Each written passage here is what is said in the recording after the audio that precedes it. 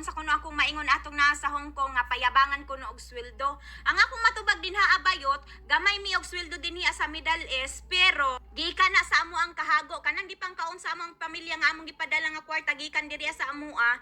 Ang nanuskig ana yot ang among mga kumagko, ang naugat-ugatan among mga kumagko.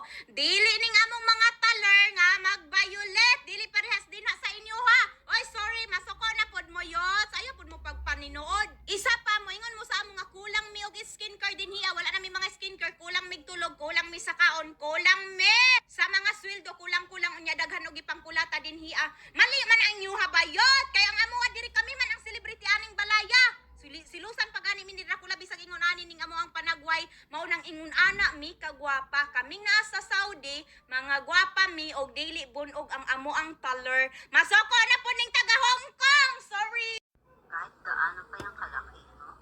Aakyat lang kami ng bundok, tapos mag-i-stay ng 2 weeks. Pagbaba namin, wala na kaming utang. May ayuda pa. Ano, kaya nyo yun? Hindi nyo kaya yun. Kasi wala kayong day off dyan. At saka hindi kayo nakakapamundok dyan. Ano? Hindi kami makapag-loan sa bangko, kami mga taga Middle East? Why should I? Why we should? Alinga nga ka, bakit kami mag-loan sa bangko?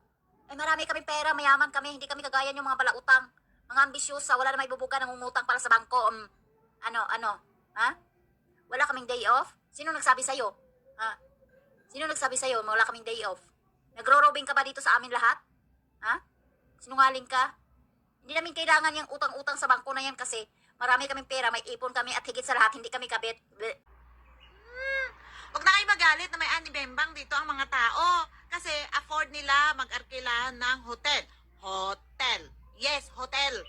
Kasi mataas nga ang sahod, diba? Sa inyo kasi, dinadumog nyo lang sa mga accommodation ng mga jowa nyo. Tapos plywood pa ang partition. Ano nga ba? Paano kayo maka-anibembang? Tsaka na kayong bumawi ng anibembang pag uwi nyo sa mga asawa nyo sa Pilipinas. Sana eh? Dito sa Hong Kong, maliit lang yung kwarto ko. Pero, meron akong sariling CRs. Wala nga lang aircons. Mainit. Sobrang init kapag tag-init. Masarap kapag winters. Hindi lang yan.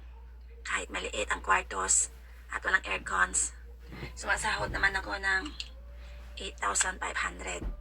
Kayo na mag-compute noon. Magkano yun? Ay, tigilan nyo na ha. Tigilan nyo ang pag-confess.